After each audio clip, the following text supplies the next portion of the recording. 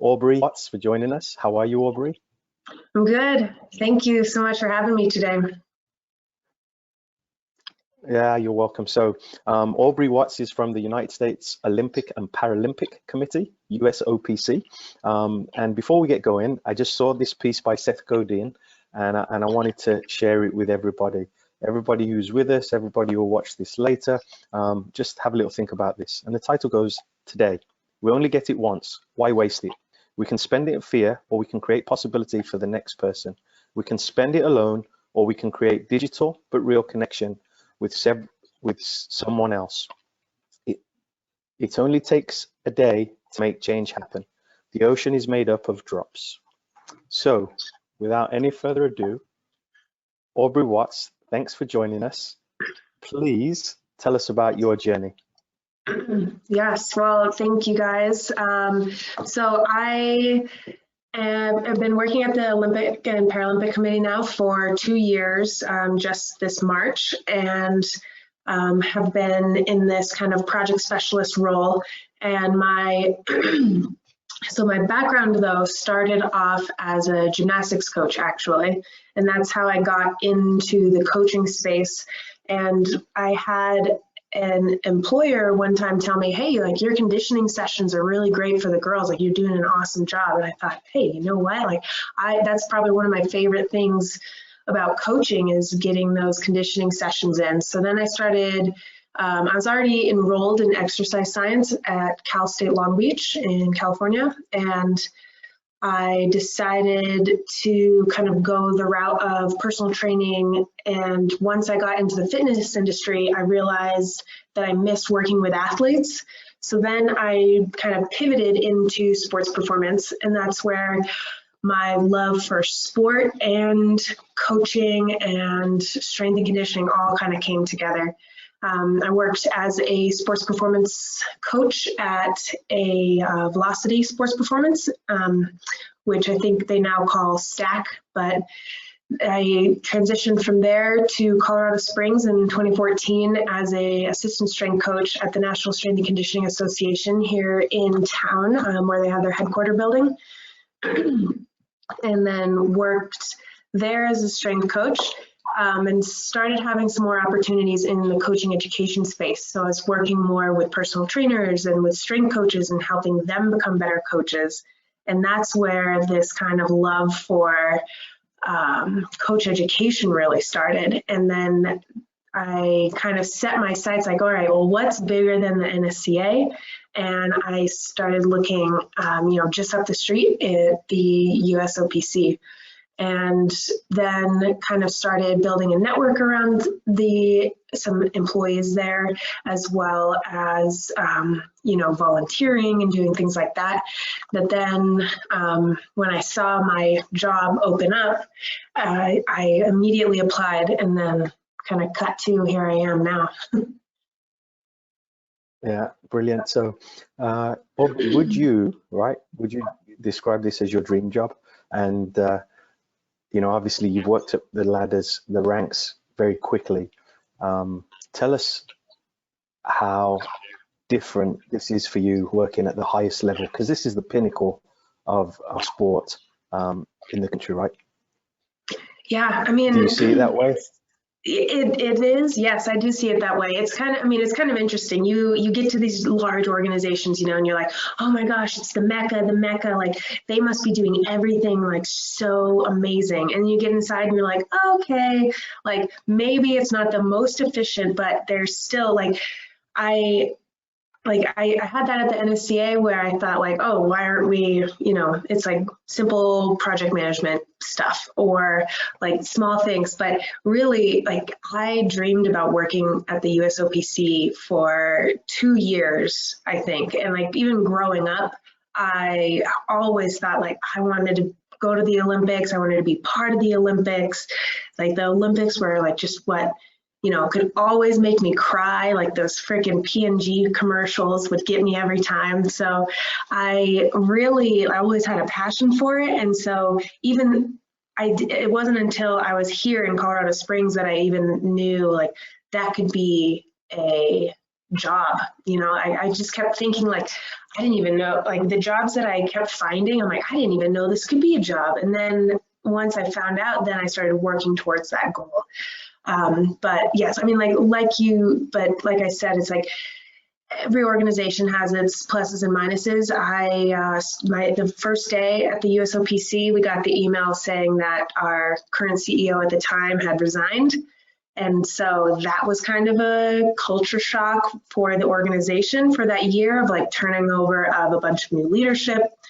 And then, so it's like brand new leaders, 2018, 2019, they did a whole revamp of our culture, our values, and our mission.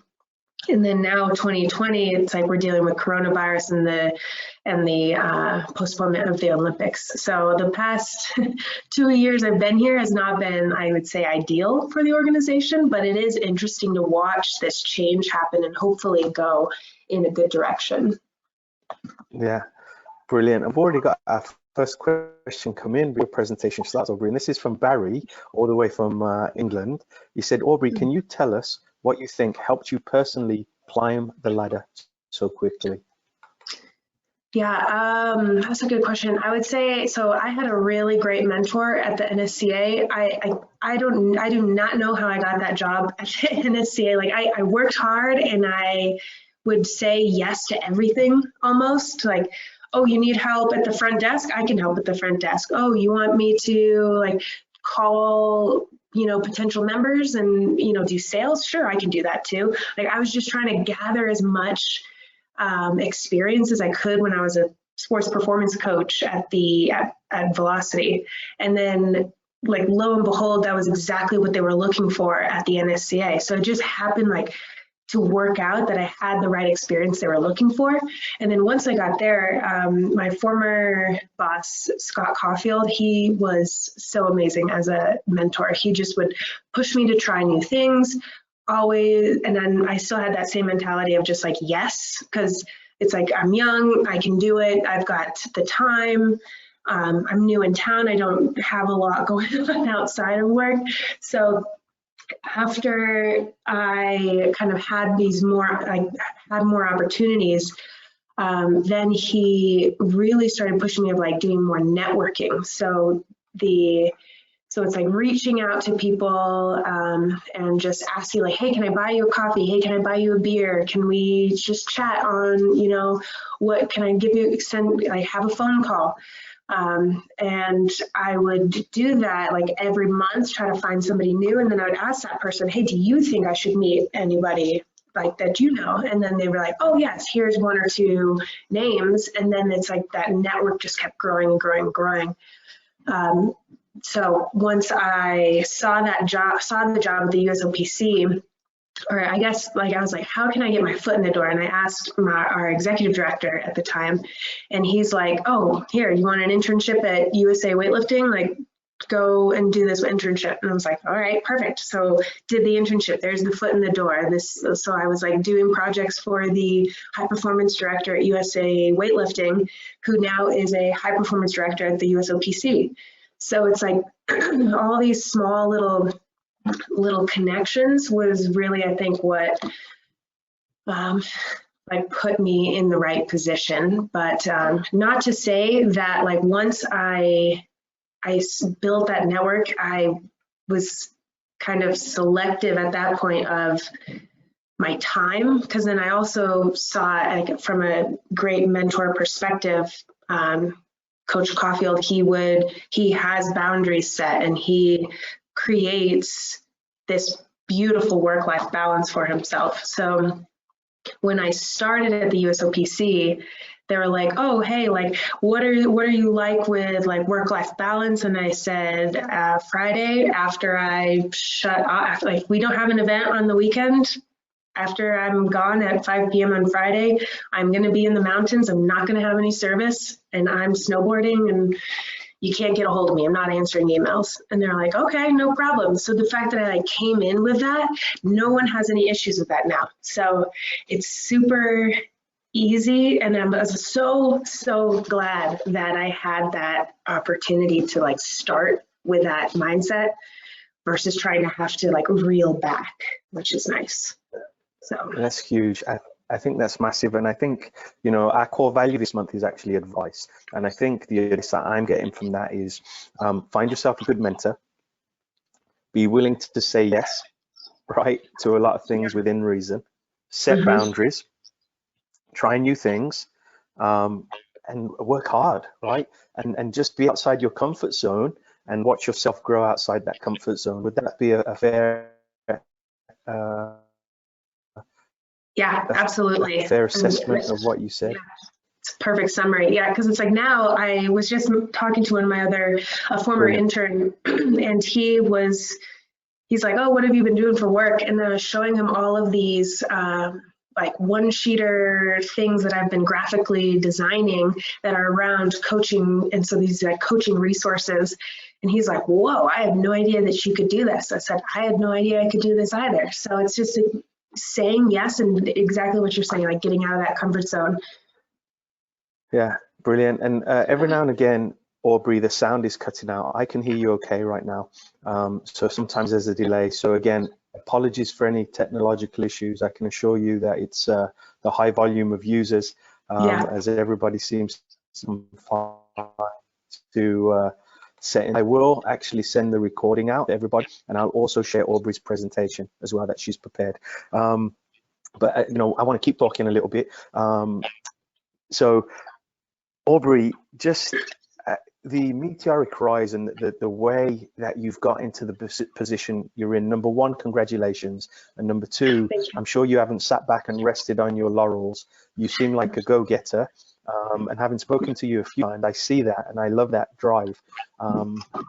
You said something at the beginning there where you said when you were a little girl that you dreamt of working for the USOPC, and now here you are, right? And your 2 years has been, it's not been easy, but what has been the best part so far for you in the 2 years? Oh, that's a good question. There's definitely, yeah, there's definitely, I mean, you can feel the energy sometimes. Like, I think when I was at the Pan Am Games this past summer, I got the chance to go to some of the events, and that just really was like so energizing, and like it was almost like so much adrenaline and just like passion and love for sport that was like all there cheering, and it just is like one of those like bringing tears to your eyes type of moments. So seeing it in action is definitely, it's like, okay, these are like coaches that have come through our programs, and now I can see them out there on the field with these athletes, and then these athletes are now having success, and watching that all come together, you're like, okay, so me making these like small resources or the logistics of an event, like it does make a difference in the end. So that's pretty cool. And then the other thing, I mean, like I said before, like doing things that I never thought I would have the opportunity to do before, where I'm just building my skill set immensely, is amazing. And then I would say the ability, like I thought at the NSCA, which is, they're the certification body for strength and conditioning coaches. And it was like such a plethora of education there. And I thought, I don't know how I'm gonna have another job that teaches me as much as I learned there, but I came to this position now, and I was like, oh my gosh, I've learned so much, like how to be a better coach. And now I'm almost like, should I go back to coaching? Now with all of this extra knowledge I have, but we'll, I don't know if that's in my future, but it is like, definitely, I've like to be at a job where you are continuously learning and improving, I think is key. Because otherwise it's like, I mean, to that quote you said in the beginning, it's like change, connection. It's like all these little droplets are just adding up. Yeah, I completely agree, and I love that. And anybody who's a regular guest of our webinars, we had Chris Schneider on in February, and Chris works with Aubrey, at the USOPC and in the coaching education department, you said the word passion. And I think just one conversation with yourself and with Chris Schneider, passion just exudes everywhere, right? And I can imagine the office, when there's a disagreement, can be like quite a fun place to watch as well. So, yeah. But here's what we're going to do, Aubrey. I'm going to make you the presenter, so you can share your slide with us, and then if you could just hold off your questions, because then Aubrey can share her screen, and then I'll take the questions back when Aubrey hands me back the control. So what I'm going to do now, Aubrey, is I'm going to make you presenter. Okay. And then you should be able to make it back. So I've just done that. So I have the screen, and then I should still be able to take the questions. But you have that now. We can see your screen with a lovely mountain where you go snowboarding. Yeah. And we're in that too. So again, everybody, as we go through this, thanks again for joining us. Thanks for those who will watch this later. We hope you're staying safe. You know, and without any further ado, here is Aubrey's presentation. Perfect. Okay. Let me just make sure. All right. And you can see my screen now? Yep. Cueing and the brain. What you say matters. And then Perfect. A bunch of letters after your name. Yeah, yes. So those are certified strength and conditioning specialist and USA weightlifting certified as well from my strength and conditioning background. I think I should have, I guess now I can add MS because I do have a master's that I completed just a couple years ago, but. Do you sleep? Do I With sleep? all these letters after your name, do you sleep, Aubrey? Yes, I still sleep. So funny you say that. It's like 2 years ago, no, maybe a year ago, I listened to a podcast from Joe Rogan with the sleep specialist, Dr. Matthew Walker, and it literally scared me into sleeping more. So if you haven't checked that out, definitely check out Dr. Matthew Walker.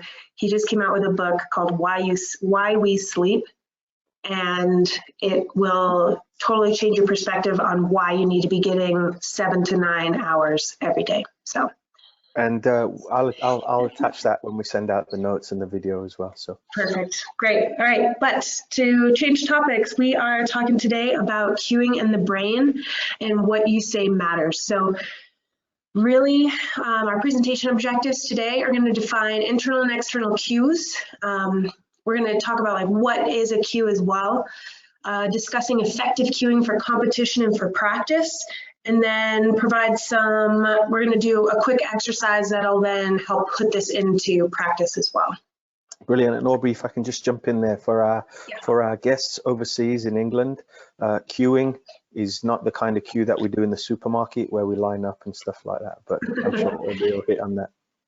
Yes. So I maybe should have put earlier in the presentation, but to kind of jump in, like what is our ultimate goal for queuing? And we're kind of looking for, I loved this image of this like transition from like the way that you've been coached, and then kind of gathering information and knowledge, and then creating this kind of unicorn feedback, this like special hit of like the best cue that you can think of that's going to get your athlete to really learn and understand what you're trying to ask of them. So really we're looking for those special cues that make your athletes click, that light bulb moment. So when we talk about coaching and cueing, really like we're trying to have this performance-based learning.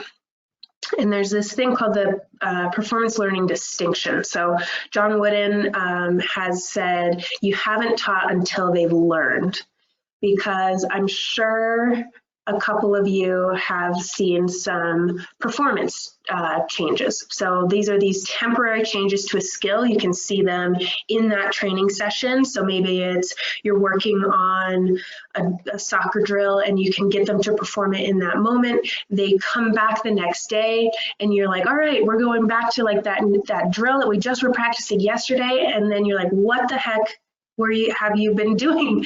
I thought that you learned this, but no, they've actually just performed it well.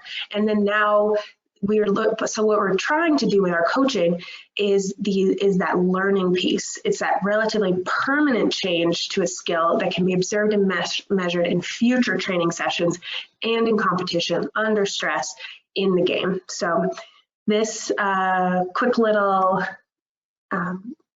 comic, I think, describes it perfectly. So I taught Stripe how to whistle. I don't hear him whistling. I said I taught him, I didn't say he learned it. So how many times have we taught a skill, they leave, they come back, and you're like, what did we even do this last session? So this is where what you say can actually change, make that distinction between performance and learning. Another piece to this puzzle, though, is attention. And so I'm going to play this quick video for you, and it's going to give some instructions, and then I'm going to kind of discuss afterwards.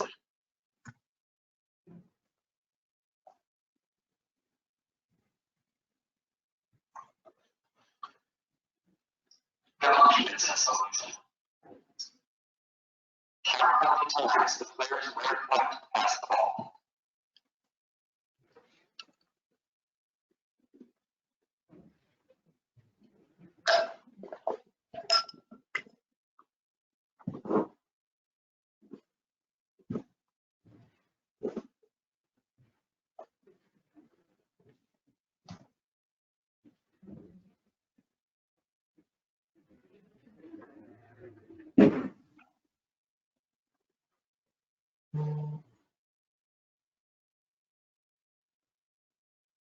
The correct answer is 16 passes. Did you spot the gorilla? For people who haven't seen a bird video like this before, about half is the gorilla. If you knew about the gorilla, you probably saw it. But did you notice the curtain changing color with the player on the black team leading the game? Let's rewind and watch it again.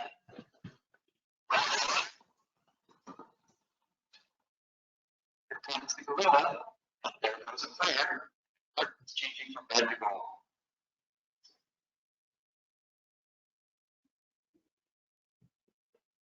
When you're looking for a gorilla, you often miss other unexpected events. That's the merge business illusion. Learn more about this illusion. So why does it really matter what you say? And this kind of comes back to your athletes only have so much attentional focus. And so you really want to make the most of the words that you're saying to them. So attentional focus is the conscious effort of an individual to focus their attention in an effort to execute a task with superior performance. So this is in the game, making the goal, doing and having that best performance. What you can notice in this diagram is how the focus changes from a novice athlete to an expert athlete. So as a novice, you're asking they only have so much attentional reserve, very little extra movement. And so that's why sometimes you'll be teaching a task or teaching a skill. They're focusing on that movement task. They're focusing on what you're saying, what you're cueing them to say or trying to do. And then when you're asking other questions or maybe there's another player involved, that's where things get a little muddy. They don't have as many they don't have that attentional reserve to focus on other things. So sometimes like when I'm teaching a new athlete a skill, like in the weight room, I'll say like, what did that feel like? And they're like, I have no idea because I wasn't even thinking. And in gymnastics, I would say it all the time of like, Were your eyes open? Like, what did you feel? And they're like, I have no idea. I think I closed my eyes. I don't know what was going on. So trying to give those perfect cues that allows them, with like as little words as possible, allows them to have a little bit more focus in that attentional reserve. Once they become an expert, they're not focusing on the cue as much. They're not focusing on that movement task as much because it's more ingrained and they've practiced this enough. And then they open up that attentional reserve. So it's easier to play against a defender or talk about what a movement felt like. And so really what we're trying to do with our cues is moving them from that novice into the expert. And then just to clarify, the cue, so when we look at this coaching communication loop, there's a described phase. So this is the extended description of the activity. So you're really you're talking with the athlete, nothing else is going on. You're explaining everything from the start to the finish, all the different phases of this movement. And then you go into the demonstrate phase. So that physical demonstration of the activity. Then we go into those cues. So this is the brief phase used to bring focus to the activity just before they perform this activity, which is the do. So then the athlete focuses and performs the activity. Afterwards, we've got the debrief. Coach and athlete feedback is considered, and then maybe you go through this loop again, or maybe they go back to do and debrief, and you kind of can move along this continuum. But what we're really focusing on today is that cue, that brief phase that you phrase that you tell your athletes just before they perform the movements. So there's two types of cue focuses that we look at. One is going to be internal and the other is going to be external. So the internal focus is on the body and the associated movement process. So that's really like you're using a piece of the body and it's all within their own body. So for example, like if you're doing a hip hinge, or let's just say like a vertical jump, I'm going to tell the athlete to extend their hips in their jump. So because maybe they're not fully extending, getting up as tall as they could. Aubrey, give us a soccer example. A soccer example. Let's see. So it's like extend your leg in the follow through of a kick. Brilliant. External might be, so that's where you're shifting that focus from the body to something outside in the environment or something on the outside of their body. So it's shifting it. So it might be like, instead of extending the leg in the follow through of the kick, it's pretend like you're kicking the ball through the goal that's way down, like you're giving them an external focus that's further away from their body. Or it could be even like, instead of saying kick on the midfoot, it's saying kick on this part of your shoe. So it's just changing those words just slightly to put that focus on the external piece versus the internal piece.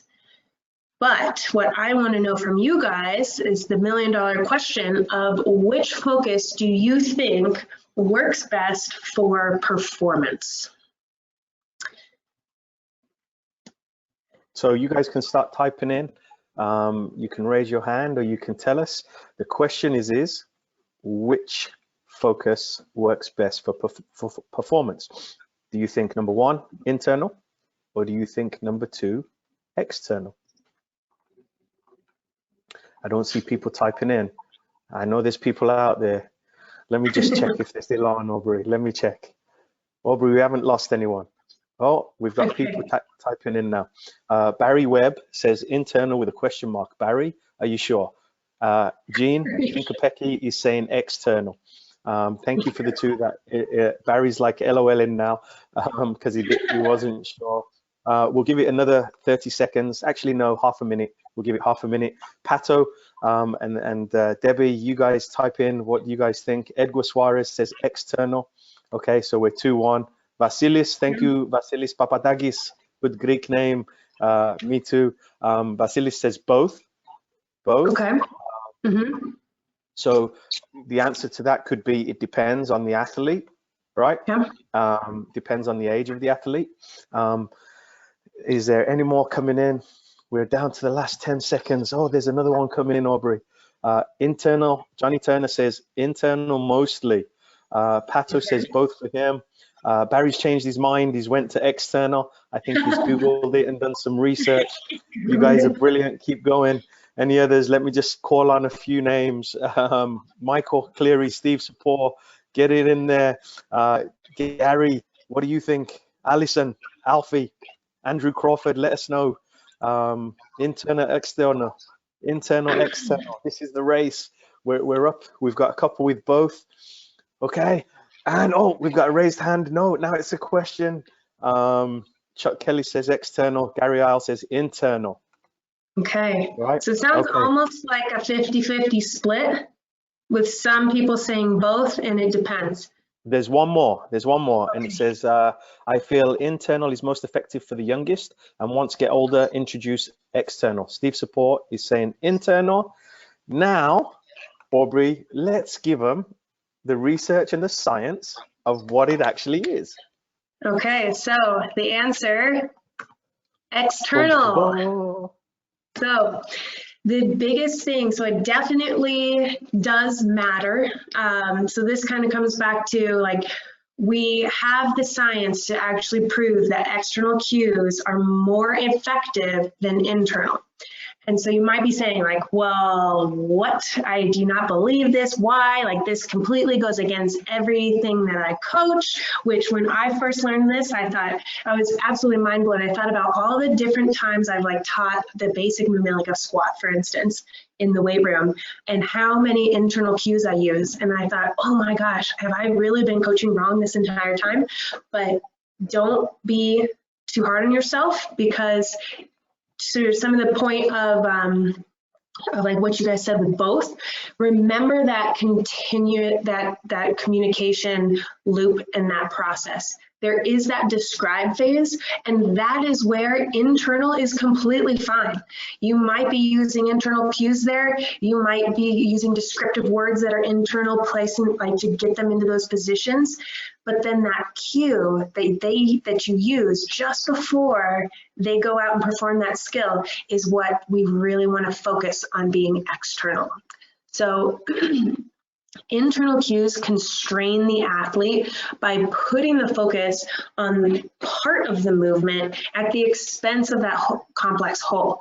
So in contrast, external cues are allowing those athletes to self-organize and focus on relevant movement features. So asking your athlete to, like if they're doing a jump and you're saying, like, extend your hips, and meanwhile, in a jump, your ankles are extending, your knees are extending, your hips are extending. You're taking that focus only onto the hips at the expense of the ankles and the knees. So we're trying to think about instead, like if you're then saying explode off the ground, then they're thinking like, okay, that's thinking about that piece, that whole piece versus one part of that. Well, so we do have a question from Barry, right? And I think you might get to this within your explanation. He said, what would describe fine motor movements, internal or external? So, and I think I can answer that, right? Or I'll give it a try and then I'll let you, the expert, do it. So the internal would be parts of the body. So for example, I might say, put your shoulders back, right? The external might be, show me your logo. Yes. Yeah? Yeah. Barry, does that answer your question? So, Aubrey, carry on. I think we've got Barry there. Okay. He said, oh, so, yes, I answered it brilliantly. Barry, thank you very much. Thank you. Aubrey's the expert here. Yes, I've definitely used that in past presentations, so good memory there too. Yeah, so we've got two simple studies here that just show they both are using, so like using balance as the focus. So the first one, in both experiments, the athletes were asked to perform a skill they've never done before. For the ski simulator, so this one on the left, the first group were giving an internal cue of focusing on pushing off of their outer foot. So if you've ever been on a ski simulator or been skiing, as you're turning, you're pushing on that outside foot, okay? The external focus group was then giving a cue of push on the outside wheels or the outer wheels. So same concept, but you're taking it from the internal foot to the external wheel. There's a control group where no cues are given, and they just said, hop on and figure it out, essentially. The group was then given the same amount of time to practice, and they were called back another day to be tested. So this is where, okay, maybe they were able to perform it, but did they learn it? So that performance learning distinction. And the results of the study showed that the external focus cue outperformed the internal and the control group in both the practice session and the test situation, meaning that they remembered more about the skill in the next session. Okay, so pretty cool. They're like, let's try to recreate this. They used a stablometer, so they're trying to balance on this balance board. The two groups were brought in. First group was giving instructions on keeping their feet at the same height, so maybe having that internal focus. Second group was instructed to focus on keeping the markers at the same height. So there's markers on that balance board on the stablometer, and they said external focus, keep those markers the same height. Once again, external group outperformed the internal focus group. So what does this all mean? Not only can external cues work better for teaching, but they'll help athletes retain this information better.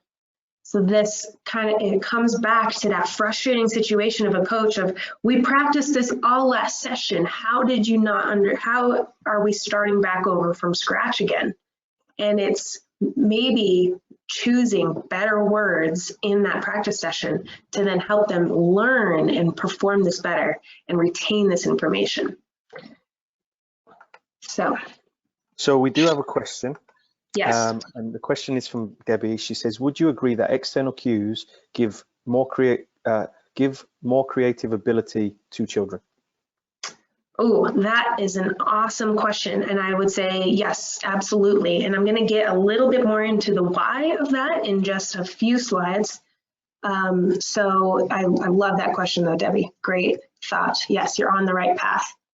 So you might be asking yourself right now, yes, I can get my athletes into those positions though. And, and maybe they do perform them the next day and they're still fine. And then so they are performing well, they are doing it, and then they get into a game situation and then maybe they choke. So what we've actually seen, and there's some research, and I'm gonna show the book right now. So Choke by Baylock, he started looking at why what you say matters in the performance of an athlete. So the learning brain of a novice athlete. So if we think back to that attentional reserve of the novice versus the expert, the learning brain of a novice athlete, that novice attentional reserve, looks very similar to the choking brain of an expert athlete. So an expert athlete could be performing in practice perfectly fine, and then all of a sudden they go back to that novice attentional reserve when they're choking in performance in a game situation. And this is super interesting because external cues have actually been shown to protect against choking. External cues encourages expert-like state, like psychological state. So even as a novice athlete, if you're using external cues, you're preventing them from really getting inside their head, overthinking things, thinking about a piece of that movement instead of that complex whole. Pretty crazy. So we're going to jump into the anatomy of what a good cue looks like, and then I believe in the next slide we'll kind of circle back onto that comment that you had made, Debbie. But when we think about a good cue, we call the 3 Ds. There's distance, direction, and description. So distance can be proximal or distal, so that's like close and far. Direction, we're going towards or away or up and down. And then description is action word, so explode off the ground versus or an analogy. And the analogy is that metaphor, that story. So, and this is coming from, so Nick Winkelman has done an amazing amount of research, and he just came out with this book. So we've been seeing a lot of his presentations for a while, and now he finally has come out with this book. So I highly recommend that if you guys are interested in this. And then the more research he's doing, actually, he's saying that description, that action word or that analogy is really what is making it stick a little bit more. And so coming back to Debbie's point of like when you're using analogies, you can create, like that's where you create a little bit more connection with the athlete. So creating effective cues, you can use those internal cues to describe, use external cues to coach, manipulate those 3 Ds, distance, direction, description. And then when you're using analogies, consider these 4 things. So familiar, you're using something familiar to explain something unfamiliar. So that's where it turns into a little bit of a conversation with the athlete and a little bit more personal connection with those athletes as well. So maybe I'm trying to think of another good example. So somebody once told me, they're like, oh, hay's not in the barn yet. I'm like, what the heck does that mean? And that's because I never grew up on a farm. I had never thrown hay bales. I had no idea kind of what that person was talking about.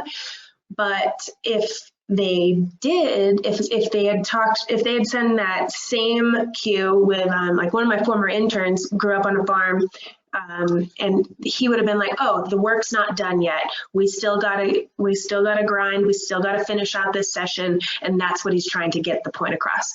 So choosing those words that are something familiar for the athlete to then to describe that unfamiliar, that's where you can make those connections and those I guess similarities here. So again, emotional. So what resonates emotionally with the athlete? So maybe it's, you know, if their favorite player is LeBron James, it's like jump like you're LeBron James in the NBA finals. Like, oh wow, like this is really gonna, like, that is somebody I look up to. I can see his power, his strength, everything. And so it makes them want to then perform that same way.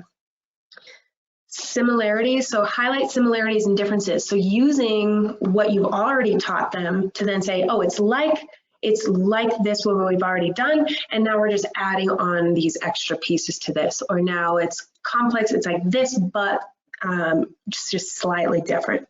And then painting that story and telling a story is obviously going to have a huge connection as well. A really great concept that I heard somebody use to describe this one time was, it's kind of like a thumb drive.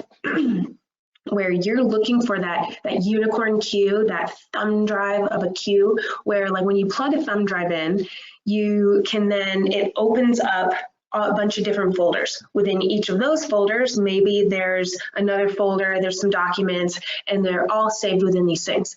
So it's this, like, how can you say the most with the littlest amount, I guess, if that makes sense. Yeah, it does, and that actually leads into Jean's question, and you may again be answering this. He says, Gina said, I have found that using demo versus verbal explanation more beneficial to skill acquisition. Is it Do you know what I mean? So, one picture painting 1,000 words, and then maybe thrown in with those external cues, as if to say, so if we're practicing a turn, and if I turn around, I do the turn, and then I say, did you notice that when I turned, it was like I was petting a small dog, as opposed to saying, bending my knees, then exploding out and stuff like that. Is that a good explanation? Yes, exactly. So I think tying it all together, it's definitely like cueing is one piece of that communication loop. So I think it's absolutely key to your point there is that you have that description phase. So maybe the people that want to know the why, they want to know the exact muscles that's happening and like what's going on, like they get satisfied with that description phase. And then people are like, okay, I can hear what you're saying, but I can't see it. So now you go into that demonstration phase, and the demonstration then has those athletes let it click, and then finishing it up with a cue that kind of ties it all together. So again, it's like that thumb drive of a cue. So like an example I had with an athlete one time was we were performing a snatch where you're taking the bar from the floor, catching it in an overhead squat position.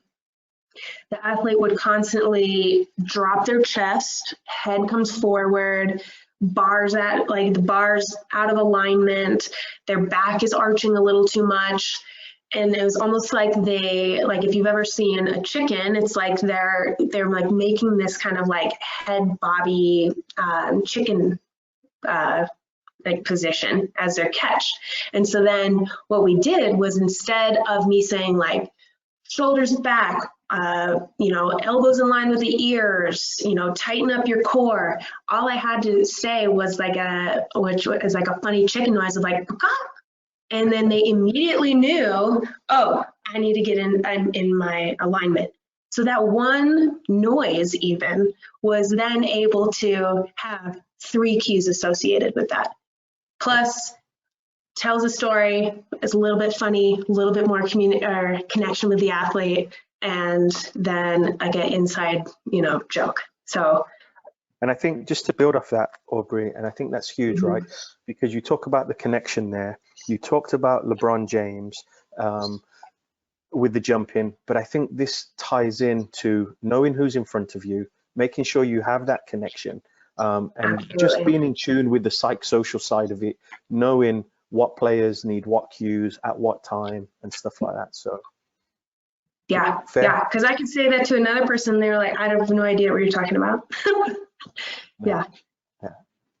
But yeah, so that's where it's like you start to build a better relationship with your athletes, even based on those cues. And so sometimes even like I'll be stumped. So it's like, I don't know what, like, I guess I remember asking like an athlete, it's like, what does this look like to you? What does this feel like to you? And then they're like, oh, it's like a twirl. And I was like, okay, like a twirl. And I was like, all right, well, I want you to twirl like Elsa. And they're like, oh yes, because it's like little girl loves Frozen. And so being able to then say, I want you to twirl like Elsa, and then she was able to understand what she was doing with her hips in this rotational exercise. I then made a connection with her. So, okay, now I know she likes Frozen. And then I was then I was able to have her perform that movement and learn it and come back and repeat that action, which was pretty cool. Yeah, and age appropriate and relevant too. Yeah, exactly. Right? But it goes back to connection and knowing your athletes. Yeah, so this absolutely, it takes practice. And like, so when you're trying to come up with this, it's like, there's definitely times where it's like, okay, I started thinking a lot more about the cues I was going to use before practice. And then I would go into the session and then be able to utilize those a little bit better. But there's still some times where I'm like, oh my gosh, I don't know how on earth to make this an external cue. So what we thought, which I think we got from our figure skating coach, she said that she always has this in her bag. they always, like, athletes usually have some as well. And what turns an internal cue into an external cue? Tape. So instead of saying bring your right hand to your left shoulder when you're doing a spin, bring the two pieces of tape together. Maybe it's, okay, I don't know how to use, I don't know, there's nothing on the shoe that marks like where I want this athlete to kick the ball. Put a tiny piece of tape on there. Or maybe it's a piece of tape and then you have a piece of tape on the net and you're like, all right, I want you to get, pretend like as you're kicking the ball, like you're kicking through to that other piece of tape over there. So it's like making that small difference between using that internal and then moving to the piece of tape. Just saying like piece of tape versus your foot, for instance, is turning that, and it's making a difference at being external, which is crazy. So really thinking about, I guess, as we're talking about this, is anybody kind of nervous, scared, or like rethinking everything that they have been doing? Yeah, or do we have any if you have questions, comments, if you have questions or comments, just type them in.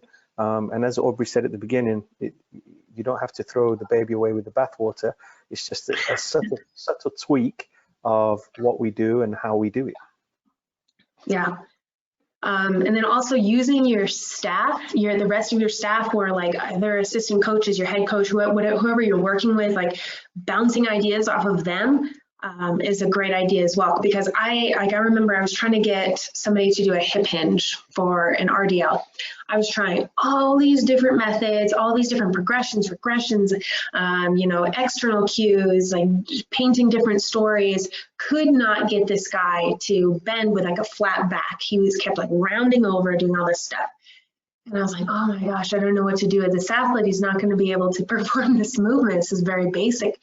And then I had one of the interns come over, and then he's just like, oh, like, so it's like he was an older athlete, luckily 18-ish, but he's just like, oh, bend like a stripper. And then immediately, boom, I was like, oh my gosh, I don't know if it was the most appropriate, but it definitely got him in that position. So it's like using your other staff to like bounce ideas off of. So like, because everybody comes from different backgrounds. So like I can say something, it's not going to stick. I'm not going to say it louder because that's obviously not going to work. So instead, using different words, trying to paint different stories, asking them what it looked, asking the athletes, asking your staff, like it definitely helps put this into practice a little bit more. But so like on that note, I do want you guys to take a second and try to think about putting this into practice. So I want you to select a movement, and then so whatever you've done, like a drill that you normally coach. So just take a moment to think about a movement or a drill that you use with your athletes a lot. We call them activities, Aubrey. Activities, okay, perfect. Well, some people call them drills. And then there is a question from Barry. He says, Aubrey, do you plan to coach or do you plan for learning more? So I think the question is, did you get it? Yep, I got it. So like to kind of put your, like, do I ever sleep comment, and I still, like, I definitely always have a second job as well. So I'm a gymnastics coach, and I was doing that part-time, and then I now just like sub whenever they need people.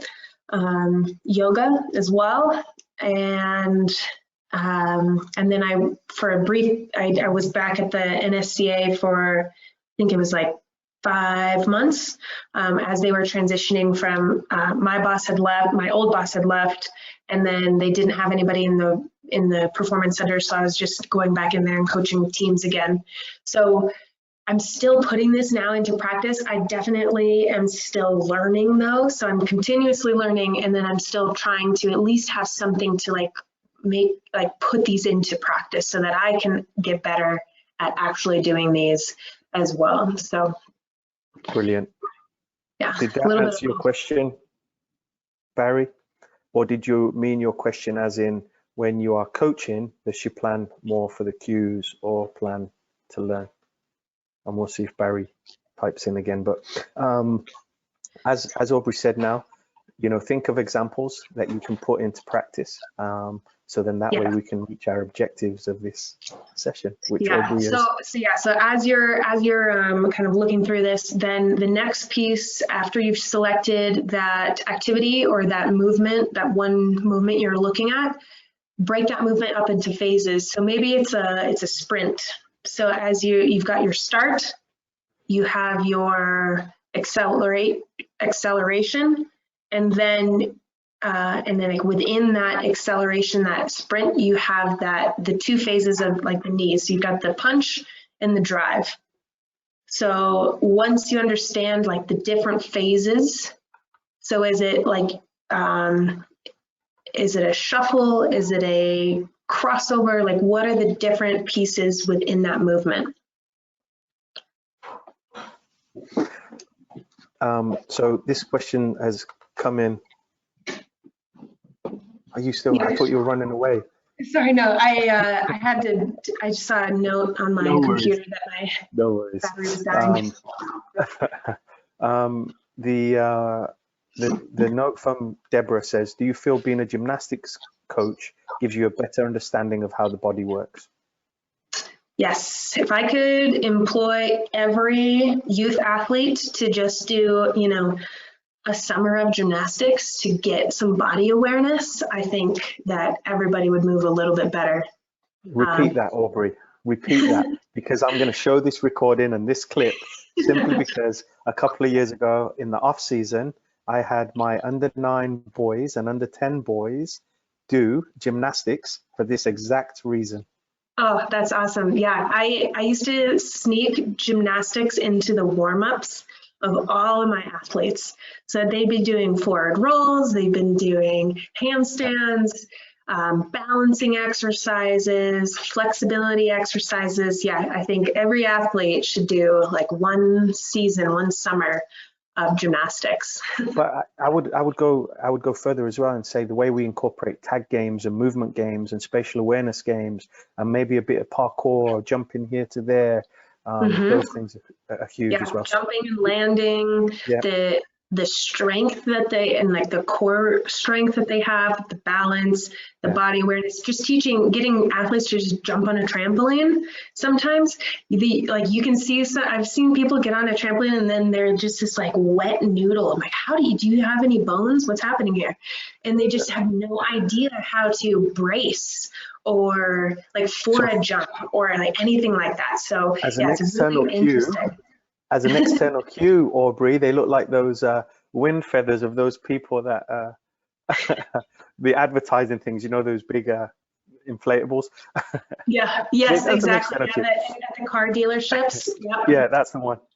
So this is a question from Liam Lacey. Liam, thanks for joining. It says, how much do you lead the athlete to the cue you want them to use? Question. Or do you always provide this for them, instruction? Does this change from novice to expert?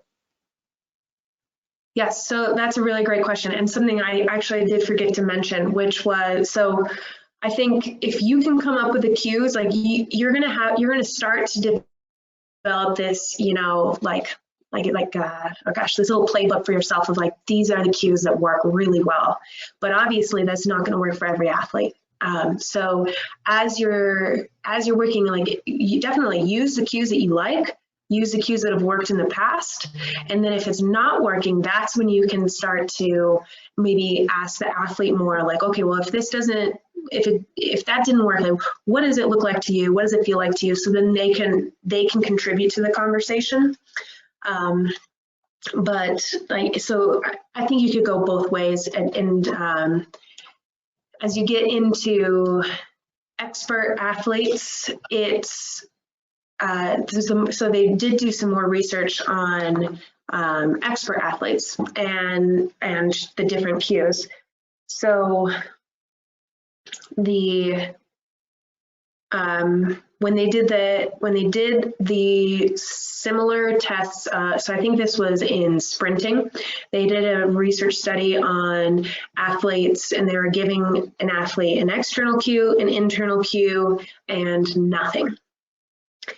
The external cue and the nothing cue, just the athlete was able to perform the same. The internal cue actually decreased their performance. So saying nothing and saying an external cue was still better than giving that expert athlete an internal cue. And that was because the athlete already knows how to do this movement. They're an expert at this. But then as soon as you take that into, like, make them think about a little bit more, that internal, that piece of that movement versus that complex whole, that's when they had a small decrease in their performance. And then the other thing I wanted to mention on that, kind of around that topic, is if you've been coaching with internal cues this whole time, and then all of a sudden you switch to an external cue, your athlete might be like, what are you saying? Why are you changing the way, like, changing your words? This is weird. So getting them used to it in practice, like, you can't just go out into competition to, like, I can't say tomorrow, but when we, like, the next, like, next time you see your athletes, yeah, virtual world, like, if you all of a sudden just start throwing external cues into their, like, right before performance, they might not understand it. So getting them used to that in practice so that you can then go out and use it in a game situation is definitely going to help as well. So, because if they've never, even the same as an internal cue, like, if they've never heard that cue before and then you're giving it to them in a game situation, they're gonna be like, what are you talking about? So getting them using that, like, they need to have practice with the cues as well. So I think just typed in, yeah. Deborah's just typed in, Aubrey, and I know we're running close on time. She says, external cues must relate to their experience, so age appropriate, like we talked about, bike riding kids or cars for older groups. Yeah, absolutely. Perfect point. Yeah. Yeah. I would not use the stripper cue for a young athlete. 8-year-olds. Yeah. Yes. Agreed. So you guys look at the slide. So use this slide and try to identify some cues. So look at the requirements of the movement. Like, is it like a range of motion, the timing, the force, so you can kind of start painting the bigger picture. Think about some common errors that you see, and then identify some cues in that movement, in that activity that you could start to use. Write them down on note cards, talk to your staff about them, and try to use them with your athletes. And then as you're going down the list, it's like, oh, that one did not work. So cross it off, think of some new ones. The last thing I'm gonna just say, coming back to attention, is that it is that limited resource. We pay attention to that one thing at the expense of everything else. And so making sure you're guiding them to that right focus and giving them that one cue, that one major focus that's going to say the most with the least.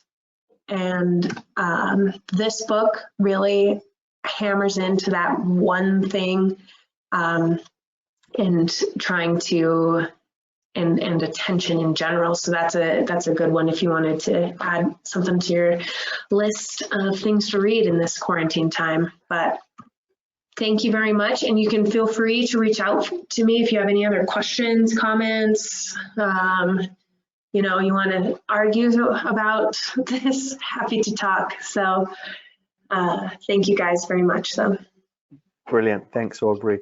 Now, any further questions for Aubrey? Aubrey, I think you can, let me see if I can make myself the presenter again. I think I can, and I've just done that. I think there's another questions coming in. It might be a statement. Your passion is infectious, is what Debbie. Okay, I think that's perfect. To me, Aubrey. No, I'm just kidding. That's definitely to you. So brilliant. So, Aubrey, thanks so much for joining us. We can't thank you enough. There is another question coming in. I do want to be sensitive to your time. This presentation was great. Thank you very much. And then you mentioned the light bulb moment was yours. Thank you in advance.